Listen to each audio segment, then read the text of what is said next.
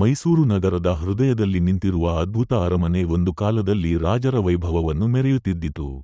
ಆ ಅರಮನೆಗೆ ಪ್ರವೇಶಿಸಿದ ಕ್ಷಣದಿಂದಲೇ ಅದರ ಭವ್ಯತೆ ಯಾರನ್ನಾದರೂ ಮಂತ್ರಮುಗ್ಧಗೊಳಿಸುವ ಶಕ್ತಿಯನ್ನು ಹೊಂದಿತ್ತು. ದೊಡ್ಡ ಗೋಪುರಗಳು. ಅರಮನೆಯ ಒಳಭಾಗಕ್ಕೆ ಕಾಲಿಟ್ಟಾಗ ಬಣ್ಣಬಣ್ಣದ ಗಾಜಿನ ಕಿಟಕಿಗಳ ಮೂಲಕ ಒಳಬರುವ ಬೆಳಕು ಸುತ್ತಮುತ್ತಲಿನ ವಾತಾವರಣವನ್ನು ಅದ್ಭುತವಾಗಿ ಪರಿವರ್ತಿಸುತ್ತಿತ್ತು. ದರ್ಬಾರ್ ಹಾಲ್ನಲ್ಲಿ ನಿಂತಾಗ ಅಲ್ಲಿ ನಡೆದ ರಾಜಸಭೆಗಳ ಘನತೆ ಮನಸ್ಸಿನಲ್ಲಿ ಜೀವಂತವಾಗುತ್ತಿತ್ತು. ಅಲಂಕಾರಿಕ ಸಿಂಹಾಸನವು ರಾಜರ ಶಕ್ತಿಯ ಸಂಕೇತವಾಗಿ ಹೊಳೆಯುತ್ತಿತ್ತು. ಒಮ್ಮೆ ಈ ಅರಮನೆ ಮರದಿಂದ ನಿರ್ಮಿತವಾಗಿತ್ತು. ಆದರೆ 1897ರಲ್ಲಿ ಸಂಭವಿಸಿದ ಭೀಕರ ಅಗ್ನಿ ಅವಘಡದಿಂದ ಅದು ನಾಶವಾಯಿತು.